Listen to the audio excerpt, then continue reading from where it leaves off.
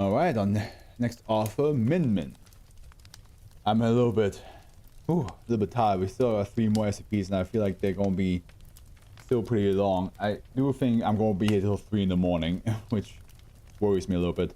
But Min Min, the last one we have from Min Min was 2696.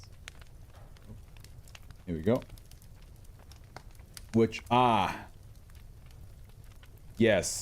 yes, that was a 2-hour-long SCP that I read of the whole, like, that was with Liam.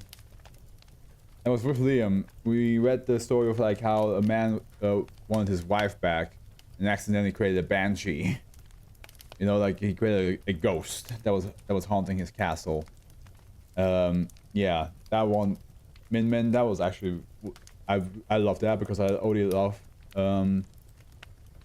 anything like actual like ghost related stuff, like especially like banshees, because like we don't get the banshees quite a lot, because we get spirits, we get cursed stuff, we get hauntings, we get possessions and all that, but banshees is like such a cool concept, but we don't get them quite often. So let's see what you wrote now. As below, so above. Oh god, this looks like another long one. I'm only saying this because like whenever it's like getting close to 2 a.m. and I see how long like it's long, I'm just like, oh boy. But it's highly rated, so we should have a good time. Object class Euclid. Gather. Threat level green, black. Spec contain procedures foundation watchdog algorithms are to monitor online and print media for mentions of SCP-2747 positive key phrases. All matches are to be tagged and forwarded to the Department of Analytics, which will provide further confirmation of SCP-2747 manifestation. In case of positive identification, all affected media to be suitably corrected via standard Foundation media. Alteration protocols, Foundation media alteration protocols, 912-8 fire zone, 943-8 poisoned wells. Show observation procedure lucid chalice. And here we have a picture that says the cover of Radiohead's I.O. an instance of SCP-2747. Controlled observation of SCP-2747 will take place using local computing resources to procedurally generate narratives at varying levels of complexity and nestedness. Simultaneously, description of the narrative are to be generated using Foundation media parsing, analytic meta-analytics software at varying degrees of abstraction. The results can then be examined for signs of SCP-2747 by periodically scanning for data irregularities. Any generated narrative containing such irregularities can then be flagged as an instance of SCP-2747, with seed conditions subsequently tagged as SCP-2747 conclusive. Given a large enough sample size, the boundary conditions of SCP-2747 can then be identified and mapped with a sufficient degree of clarity. Furthermore, a watch list of 7,000 artists is to be maintained and observed at all times for localized signs of SCP-2747 manifestation in the respective works using the aforementioned meta-analytics software. In order to increase the observable resolution and range of deeply nested metafictional manifestation, this watch along should consist mainly of individual groups and organizations whose works tend toward containing metafictional content such as myths and bimes and stories within stories. The sponsoring and/or covert influencing of such content creators can be sanctioned to that end. The results of Lucid Chalice will be documented within the current documentation as Appendix B. Goddamn. Description: SCP-2747 is a phenomenon appearing in print and only. Again, SCP-2747 is a phenomenon appearing in print and online media, whereby platforms dedicated to the discussion of works of fiction begin to mention a non-existent instance of fictional media. Okay, gotcha. So any like critique or forum blogs talking about something like a book or movie or a game, Despite that non-existence, articles, posts, comments, and other related meta content created with regard to the non-existent work of fiction will be found treating it as real. The non-existent work of fiction can be mentioned by various individuals in varying capacities, ranging from brief mentions in forum posts to being the subject of entire academic essays. Description, screenshots, photographs of physical copies, and brief segments of text from said work of fiction can often be discovered in SCP-2747 affected media. Descriptions of it are entirely consistent with each other and has proven possible to reconstruct whole segments of fictitious media via description of it taken from SCP-2747 generated meta content. A list of fictitious media generated by SCP-2747 has been appended below the Appendix A. Where possible, the affected material can be traced to existing individuals. However, when questioned under duress, said individuals invariably deny having written the affected material and deny all existence of the fictitious media mentioned within. SCP-2747 has never been documented in real time. All observed instances thus far have been recorded post hoc. What does post hoc mean? No instances have been documented prior to January 2008. The reason for this is unknown. It conforms to pataphysical observation document in full Appendix B. This current hypothesis of the Department of Analytics that SCP-2747 represents evidence of a naturally occurring Anafabula or anti-narrative, a cluster of independent clans, iconography, and naremes that, when included to a sufficient extent within a fictional construct, leads to mutual annihilation. A nareme is defined as a base unit of a narrative, much in the same way that a mytheme denotes a base unit of a myth, or a meme denotes a base unit of a culture.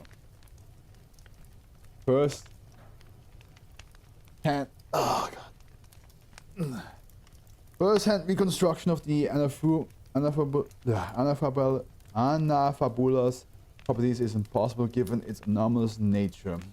But second-hand and third-hand description have been generated from observational procedure, lucid chalice, and appended below. See Appendix B. It can affect through layers of metafictional narrative. An example, a meta-narrative containing the Anafabula will cease to exist within the narrative, followed by the narrative itself disappearing from our reality. This interpretation of pataphysical reality, layers of metafictional narrative, has yet to be verified by Foundation observation at large, but appears concurrent with observation obtained from transfictional anomalies such as SB-1304, SB-2614, and SB-001. The key, I wonder where this leads.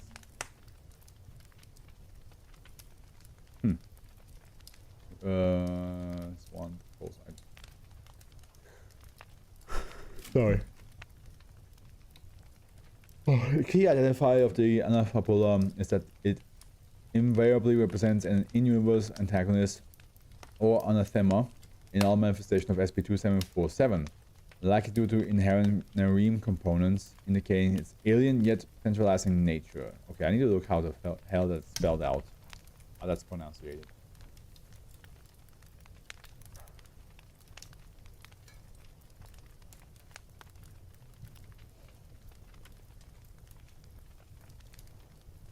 Looks like this will be the A. Narum. Narine. Yeah, fuck it. Now, I'm just gonna say Nareen. It indicates alien yet centralizing nature. Update. The above mentioned hypothesis has been confirmed as a working model of SCP-2747. Please refer to Appendix B. Update. The following procedure are to be enacted following the successful conclusion of observation procedure. Lucid chalice. See Appendix B. At no time are the properties of the Anafabula as outlined in Appendix B to arise in real life, whether the result of deliberate or natural action. Any object person event bearing more than significance level alpha to the semblance threshold is to be altered via all means necessary.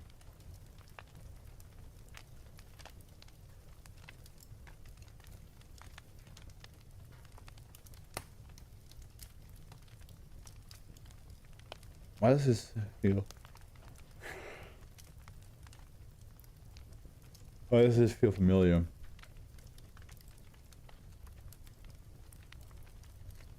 But yeah, I'm gonna keep this for off stream. I'm gonna read those tales off stream and attach them to the videos. Because right now it's getting late. I don't have time. Like, especially because this one is this one's pretty long. So yeah, I'm sorry, but I have to go to bed eventually. Access to information regarding SCP-2747, especially information contained within Appendix B, should be strictly limited to clearance level for 2747 and 3 analytics. Due to the pataphysical implication and inherent uncontainability of SCP-2747, as detailed in Appendix B, is to be classified as scatter with immediate effect. Appendix A, partial list of manifestations of SCP-2747, short additional material. God fucking. I hope the last two are shorter. I mean, I did calculate that would take this long, but still, man.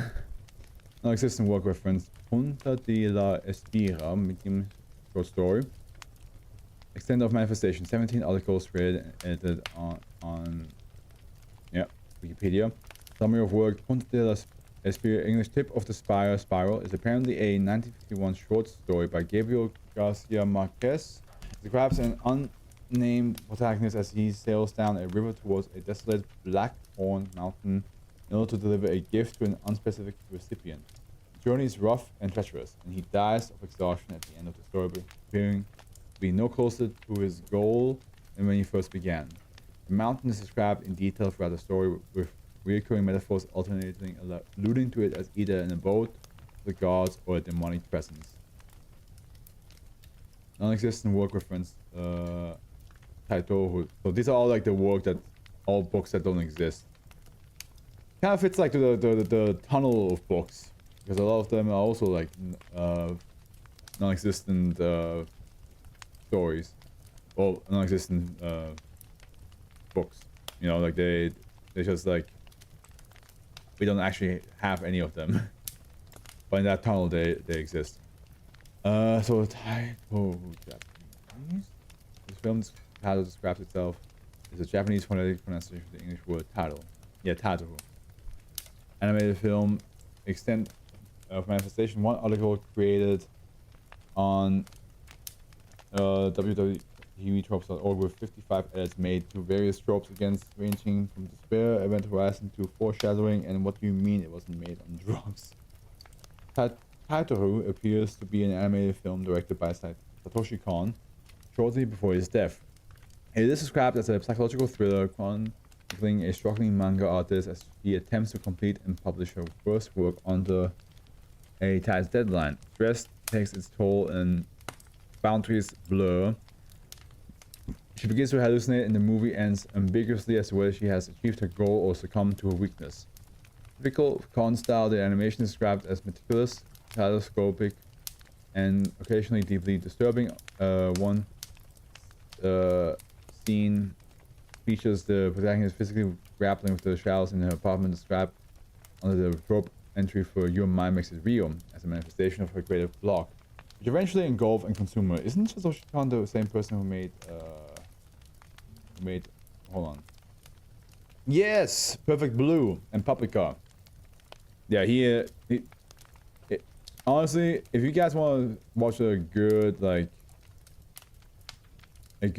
thriller, Perfect Blue is like really well done. That's like it's a really well done anime movie, because it's like creepy and it has so many twists in it that, like, the more information you get, the more you want to just talk about it, because it's not straightforward. It's definitely not straight. It's not a movie that you can watch one time and be like, I get it.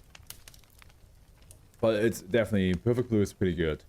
Non-existent work reference, no sister of mine, video game. 77 threads on forums.somethingawful.com, each carrying between 3 to 103. Perfect Blue, wasn't it? Yeah. 103 comments. Most users were established members of the Something Awful community. Summary of work, no sister of mine, supposedly a turn-based role playing game of the fantasy horror genre published by Pocahon for the Nintendo GameCube in 2005.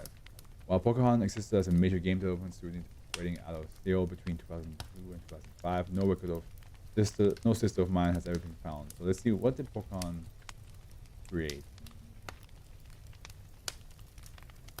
Okay, that's not real. That's actually real. Okay.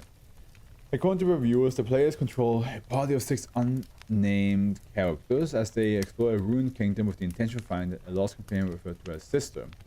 Was widely panned by the reviewers, with such criticisms being labeled as the glitch-filled battle system, incoherent dialogue, seemingly incomplete graphics, repetitive soundtrack described as nauseating and headache-inducing, as well as being impossible to complete. The game's non-playable characters continuously mention a coal-black thorn-bound tome that, when read from, would enable one to either obtain great power or unleash a dreadful curse. But most reviewers assume to be the final quest line required to the player to backtrack through the game's previous areas and recover fragments of the tome using newfound abilities. However, the reviewers anonymously claim that no fragments can be found. One reviewer goes as far as to claim that the items themselves were never found inside the game's coding in the first place. Damn. Alexis work reference the Skolibendra wiki, collaborative fiction. 49 different pieces of science fiction ranging from 343 to 2,401 words in length, posted on fanfiction.net, each bearing between 1 and 6 comments. The Skolibendra wiki is deduced to be an online collaborative fictional universe belonging to the horror, speculative fiction, and weird fiction genres. It appears to have been hosted on some form of wiki site, though the address itself is never mentioned. The exact nature of Skolibendra's plot is hard to discern, as the various pieces of fanfiction sport vastly differing storylines and a range of characters. Interpretation further complicated by the involvement of other fictional universes and settings. What is known is that it involves a cast of 7 characters wandering between a series of realms, amassing and collecting items possessing supernatural or abnormal properties. One item features heavily throughout the compiled works a 7-sided obsidian emblem said to possess the power to destroy any object, person, or abstract concept with a single touch. It appears to be of great interest to the protagonist, who repeatedly make attempt to acquire it. However, it also appears to be currently in the possession of a sinister unnamed antagonist, who is alluded to repeatedly in several works it is never seen. There's so much more down here as well. That's why I'm... Oh man. I.O. musical album. Review columns in a total of 14 reputable publications, including the New Bombay Times, Pitchforks, and LA Flipside. I.O. is described as the 9th studio album by the now defunct English rock band Radiohead. It contains 6 tracks measuring a total of 34 minutes and 18 seconds. The majority of tracks appear to consist mostly of digital manipulation samples from Radiohead's previous albums layered over with sparse acoustics, instrumentation, and vocals. Reception of the album appears to be highly positive, with the exception of Pitchfork's Jessica Green gave an average review of 7. In particular, Green felt the album suffered from hasty and uncoordinated post-production, likely not undertaken by Radiohead themselves. Audio cuts between the 5th and 6th track were described to be unnecessarily jarring, given the seamless flow between every other track in the album. It is mentioned that the album uses a characteristic grading binaural reverb layer over lead singer Tom York's solo vocal track as a musical motive, Embodying what the New Bombay Times Gulshan Unearthed believes to be its central themes of spiral of isolation and inspiration. Of feedback loops that resonate into the level of deeply personal, the trembling core of creative psyche. Anirudh also mentioned lyrics referencing suicide and self-harm, though presented through a series of oblique metaphors.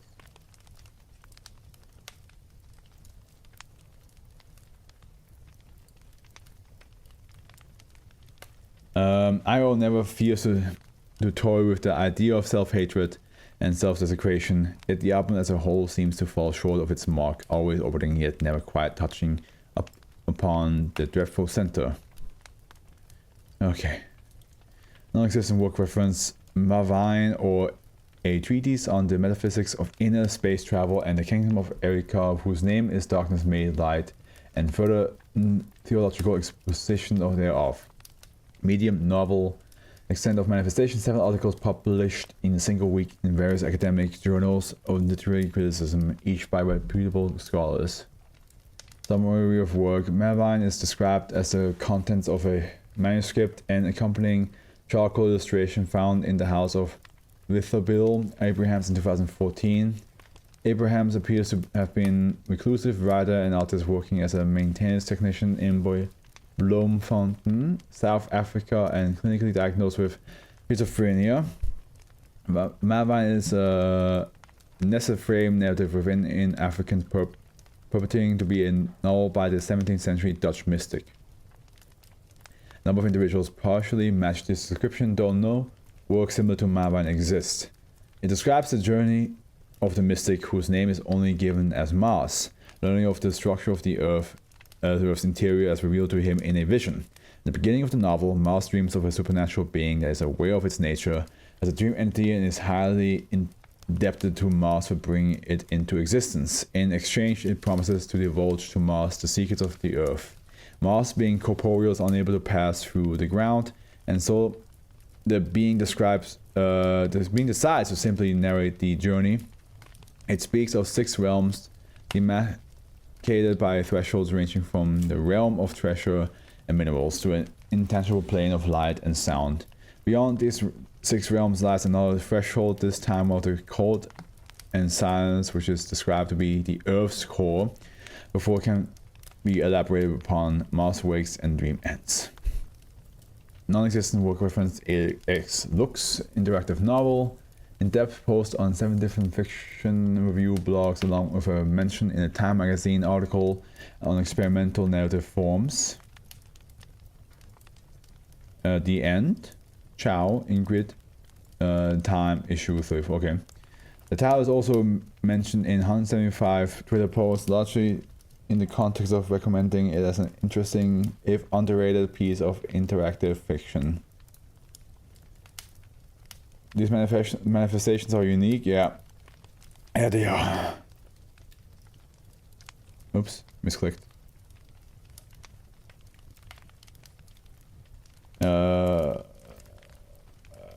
Here.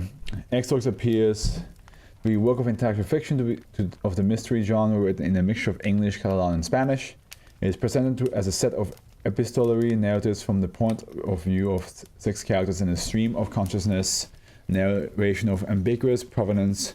Readers navigate between the 7 stories threads, discovering hints of a murder or several murders. Eventually, the narrative converges at a roadside dinner during a thunderstorm, and the characters exchange their stories.